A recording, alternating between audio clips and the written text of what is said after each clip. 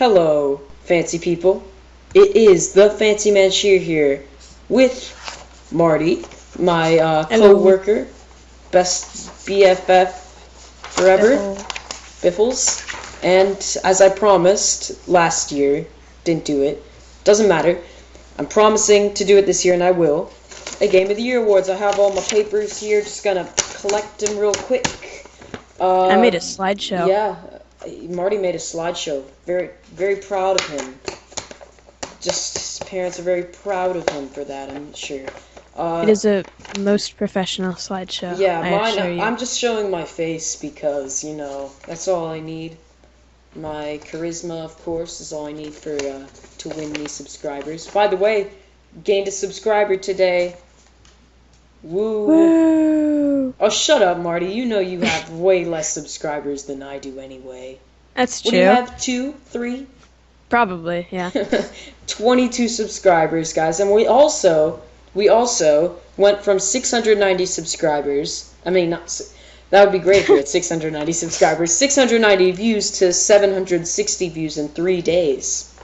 Very proud of that. Probably about 10 of those were mine, but that's still a lot. Still a lot. But let's get on to the more important stuff, right, Marty? Yep. Yep. Game of the Year awards. So what we're going to be doing, we're going to give each of our top 5 games of the year. We don't know. Do you want to go first, Marty? Wait, we're doing that first? Yeah, we're doing that first. That is at the end of my slideshow. We will do that last. Actually, you know what we will do? We will do mine first, and then we'll go through all the stuff, and then we'll do his at the very end. And then after each person says their thing, they're going. After each person says their nomination, we're going to discuss why we picked that, and the other person is going to either dispute it or agree with it or whatever. But let's just get on with that. Just let me look at my papers real quick. My number 5 game of the year, Grand Theft Auto 5, for these reasons. It had just an incredibly high amount of things to do. That sounded weird. There was just so many things to do in it. You could play golf, you could play tennis, you could just go on a police chase, you could go sightseeing in the mountains, Mount Chiliad. It looked great for something on a 360 console, but I will get to why this is also a negative point. It had a great selection of guns and cars. All the guns felt like they worked, and the cars, of course, there's just a lot, and the handling was great. That was another plus. And the story is pretty good. Good for a GTA game. Not a fantastic story like my number 1 game of the year. Hint, hint.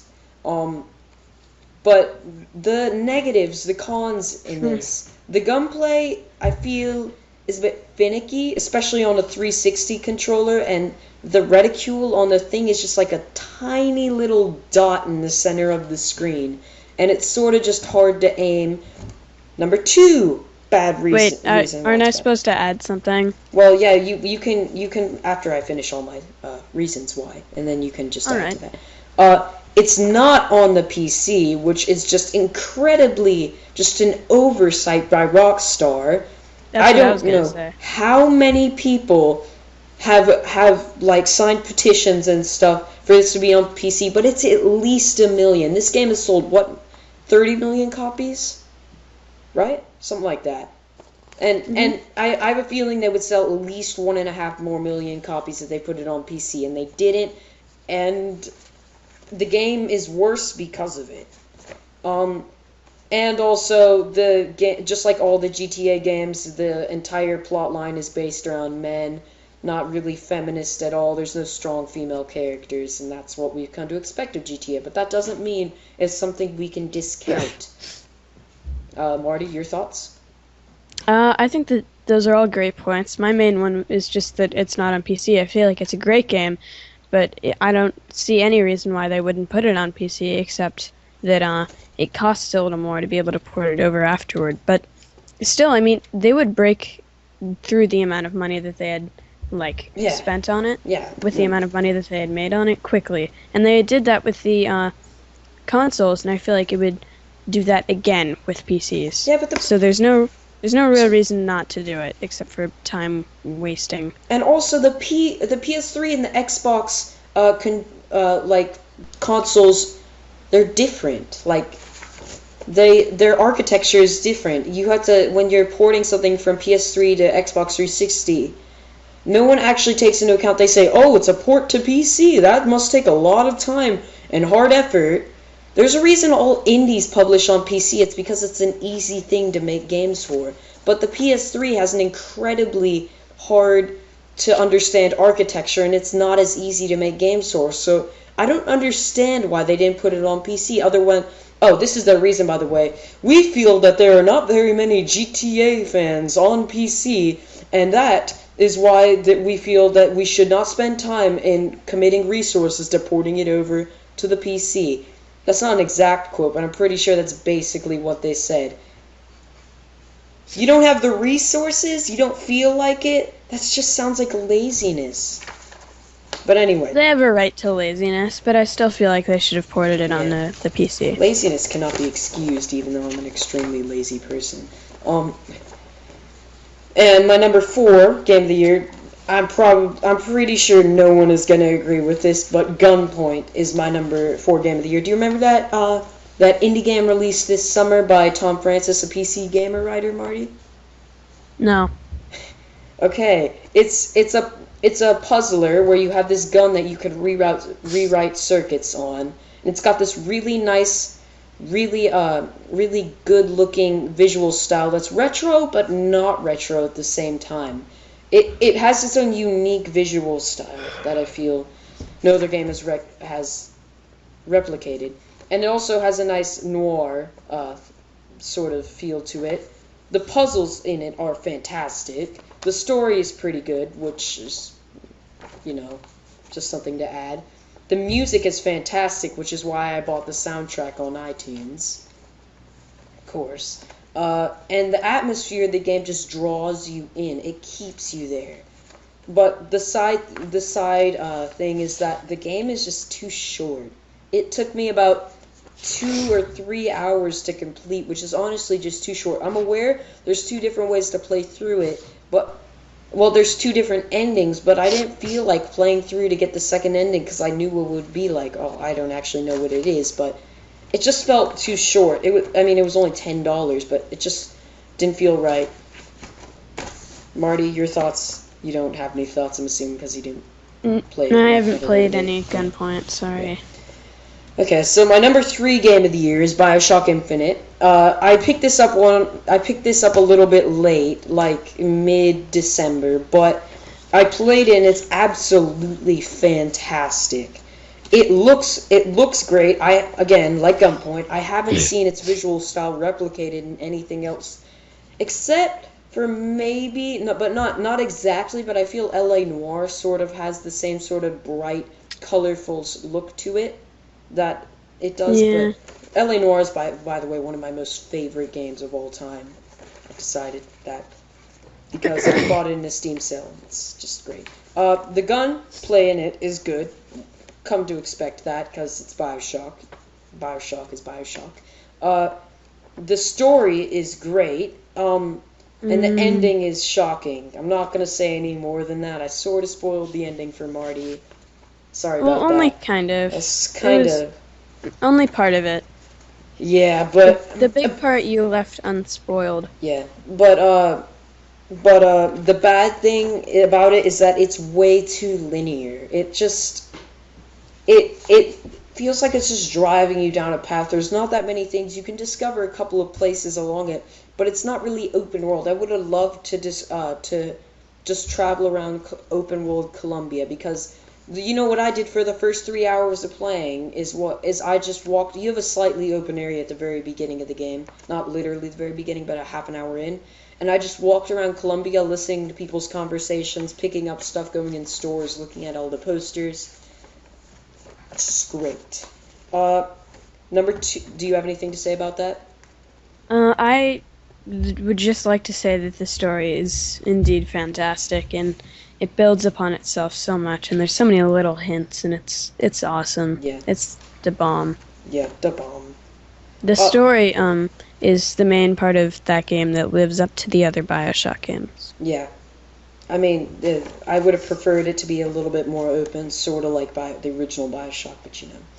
That's cool. And also, if I can add to this as well, I would have loved for it to be sorry, that was weird, as scary as the first two Bioshock games, because the atmosphere is great. Scary, was it? But those were scarier though. Oh yeah, the first Bioshock scared me. Didn't really rock me. The only 2 games I've ever played that have actually, well, 3 games now that have actually scared me are Outlast, Amnesia, Machine for Pigs, and Silent Hill 2.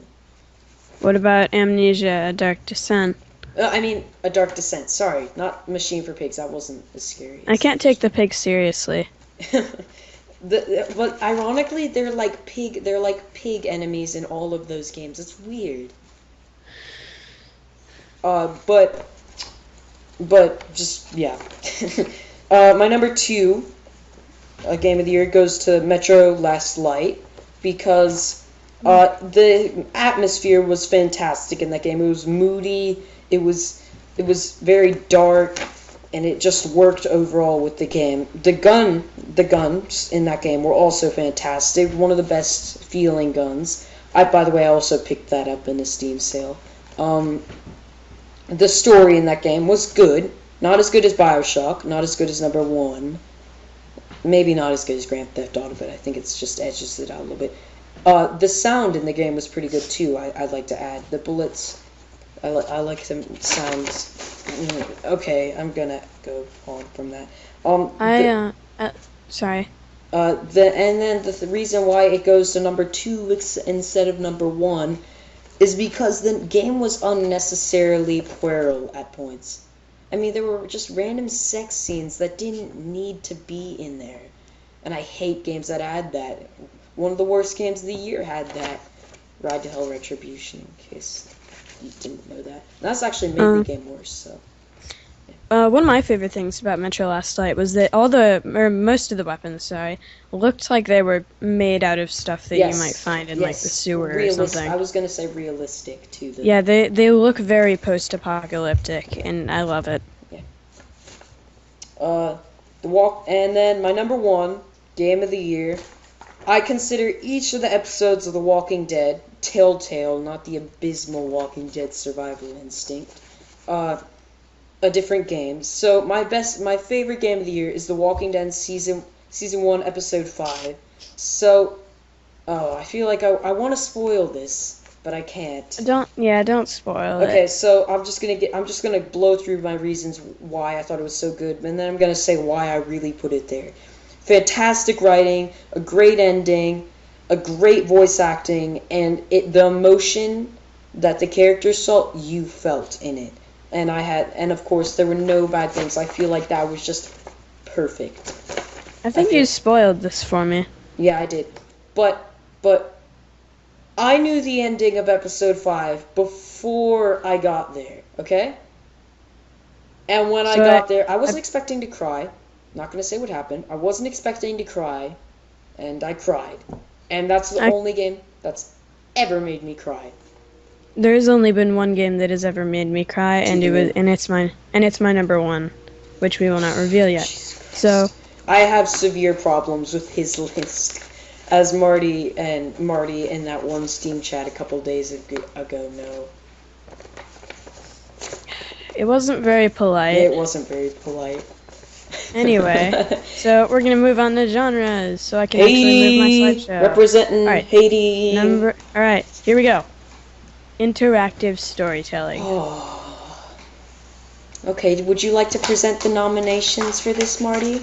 I would love to. The 2 winners of interactive storytelling are Brothers, A Tale of Two Sons, and Gone Home.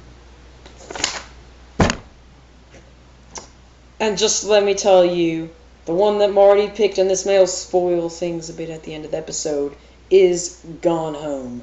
I think Brothers, A Tale of Two Sons, even though The Walking Dead is different than it, Brothers, A Tale of Two Sons was just a more full game experience. I didn't have as much fun playing it, but I think it was a more full game experience, and it was more of a perfect game than The Walking Dead Season 1, Episode 5 was. And that's the reason why I picked it. And another runner-up, other than The Walking Dead, is The Wolf Among Us, and also The Stanley Parable, which should not go unmentioned, is a fantastic game. It made me giggle. Yeah, I played about 30 minutes of it just today, which is about 2 playthroughs, in case you don't know. It just makes you giggle. That's basically why you like it. I had a few chuckles. Yeah, it makes you chuckle. And it's not one of those games that just uses stupid humor to make you laugh. It uses jokes that are implied instead of just in your face like some of Saints Row's jokes. Although that is Although amazing. Saints Row's jokes still funny. Not gonna say that they aren't funny. Yeah. Okay, so Gone Home, right? Yeah. You can just say cool why. Game. Freaking pigs. Not a very long playtime, right? Yeah. But it's like one of those games That's where weird. All interactive storytelling games have short playtimes. Yeah, it probably has, if you play it the right way and read all the notes and stuff and explore, then it's probably only about an hour and a half to 2 hours. Brothers is about 4 hours, 3 hours, maybe. Gone Home, I think. Yeah. How much does Gone Home cost? I don't know. I think Probably it's like $10. Yeah, that's what I was thinking. Brothers and is $15. So I'm gonna do a quick summary of Gone Home. You're a girl named Kate. Yo, girl. And you were, yo, homie. Yo, girl. yeah, you're a girl named Kate, and you were studying abroad or something. That's never really mentioned. You were just away, Studying abroad. and you're also in college, so I'm assuming that she was studying abroad. Joke. And she comes home, and no one's home, and you're worried, and then lots of stuff happens. It's pretty spooky. I'll give it that. It's pretty spooky. It's spooky in the beginning until you realize that it's not a horror game, so you don't have to worry about it. Well, I knew it was a anymore. horror game all the way through, so just watched a playthrough of it, by the way. I knew it wasn't a horror game, so it didn't really scare me, but it was sort of spooky at the beginning.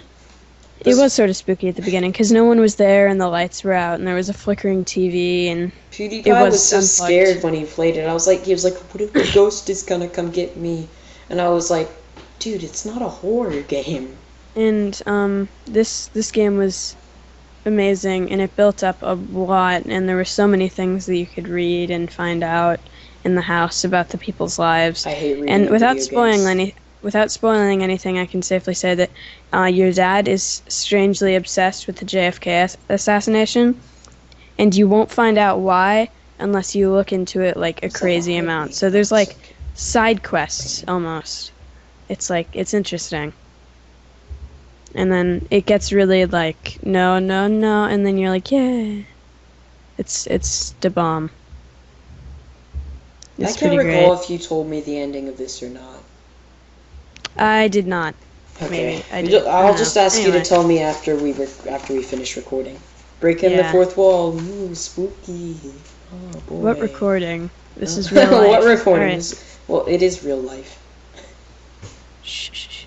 All right, next genre. Shooters. I put FPS/3PS, which was my clever way of titling third-person shooters. I just said shooters. Yeah. All right. Yeah. So like that. The winner is GTA 5. Yeah. And the runner-up is Metro Last Light. And we've already talked about why these are great. Yeah. And a couple of honorable mentions: Saints Row 4 and Battlefield 4 and BioShock Infinite. Both of those are very good games. We couldn't find a genre for Saints Row 4, so we decided to tack it in here. But since it's not a very good shooter, it can't really win. But I feel like this is Saints Row 4's time to shine. I feel like we need to talk about it here. We need to talk about Saints Row 4. Saints Row 4 is the best superhero game of all time. Putting it out there, not superhero, superpowers. Sorry, I might insult people that are fans of Superman 64. Yeah. Anyway, so Saints Row 4, you have superpowers, sort of. Yeah. And it's great. It's fantastic. All the superpowers, unlike other games, it doesn't give you a limited amount of superpowers, and it also. Sort of does for the offensive ones. It does give you a limited amount, but for the ones where you're just running away and whatever, there's like little to no limit. No, I mean like the amount of powers that you have. Like Prototype, you just got incredible physical attributes. Yeah, with this one you can shoot fireballs Yeah, and and that kind of stuff. stuff, That's and it just adds. best. And Crackdown, by the way, I think is really just a boring game because you don't really get all that super powered in it. I mean, you just get slightly more power than a human being. It's just sort of why? Mm. Yeah, so Saints Row 4 was great. One of my favorite parts about it Best was superpower game of the year for sure. yeah. It was very funny, Well, Injustice and I Gods loved Among that. Us was pretty good There too. was like constant comedy, strange things that you could do. The DLC was very fun. I've downloaded some of that. Like the Saints Save Christmas, I'm in the middle of that, and it's just like amazing. It's hilarious because It's not one of the better DLCs of the year, but it's funny. So yeah, it's very good, but only because it's funny, yeah. and also fun to play. There's Well, no amount of like excellent storytelling in it. yeah. Honestly, they could have just not made a city and not do anything and just plunked you down in the sandbox full of monsters and let you just fight with all your superpowers, unlimited That would have been superpowers. And it would have cool. been fun. They should add that in the game. Saints Row 5, that's probably not happening. Saints Row 5. I think Saints Row No, 4 is over. maybe. I think the Saints Row series is either over or it's gonna change. I don't see how they can add to it. Yeah. Maybe they can make a prequel or something. I No, don't know. that'd just be a cash grab. I wouldn't want that. All right. Anyway, moving on to the next genre. Fighting, fighting? Fighting Question game. mark. There really weren't that many fighting games releases here. I mean, there was Dive Kick, Killer Instinct, and Injustice: Gods Among Us. That's about it. Yeah, and Dive Kick was more fun. Yeah, Dive It Kick it, was a it didn't parody of fighting games, so we decided not to include it in our list, which was even though it was very fun to play, but it was also repetitive. So, just taking anyway, it in the the winner side was list. Killer Instinct, Yeah. Uh, and the runner-up was Injustice: Gods Among I Us. Let's feel talk like about it Killer wasn't. Instinct. I feel like it wasn't very fairly reviewed. It got pretty much average 7.5, 8s, 8.5s. I feel like it wasn't. It didn't really get as much credit as it deserved. First of all, it's a great entry from Rare, which has been dormant for. Wait, did Rare even make it? Mm, Wait, it was. I know it was. Yeah, Rare did make it. It was a great entry from Rare okay. back into the console gaming universe, and the combos worked. It had that combo breaker thing that was added. It was very fun and it was also very good. The mechanics were down, but for some reason critics just didn't like it. And by the way, the only reviewer who I trust in the world, well, other than PC Gamer, is Total Biscuit. Well, he's not really a reviewer. First Impressionist. That sounds like a painter, but I trust him loads, and he loved Killer Instinct, which is why I like it so much. I mean, I've taken my opinion from other sources, obviously. I've watched videos and developed my own opinion. I love fighting games. I used to play Street Fighter on arcade machines a lot, even though I'm not very old and all you older guys probably like, he wasn't old enough to remember that. He doesn't know what real arcade gaming was like. But like I always go straight there when I come to an arcade that has Street Fighter 2. I always go straight there because it's one of my most favorite fighting games. I'm actually pretty good at it on an arcade. I'm terrible at it on PC and anything other than an arcade machine. But I also have Mortal Kombat Complete Edition, which I'm excited to play with one of my friends, but none of them has it. So looking ahead to Marty. I'll get it. Anyway, Injustice: Gods Among Us. The comic books, man, for Injustice: Gods Among Us, very amazing. Like you're not actually talking about the game. The game had Yeah, good fighting mechanics. It was just a pretty good this fighter game. the summary of the plot, right, is Superman, Lois dies. Superman goes crazy. Everyone tries to fight him. Everyone either joins him or fights him, and you're the guys who are trying to fight him and kill him and basically bring back humanity. yeah, Yay! because That's about it. Superman gets super mad And because he his basically overdeveloped superpowers. yeah. So, what happened exactly there is the Joker was like, his gal pal Harley Quinn, developed sorry, talking about Superman's gal pal now. Lois Lane, Superman's gal pal his wife. developed a baby, and she was like, "Oh, it's okay, I'll still go to work," and he was like, "No, please." And then the Joker captures her, He kills her. And without Superman knowing, puts this little thing in her that'll blow up a nuke that's in the city if her heart stops, and then puts a bunch of crazy gas in the submarine that they're in. And the crazy gas is like the stuff that Scarecrow uses, so it makes you hallucinate and stuff. Yeah.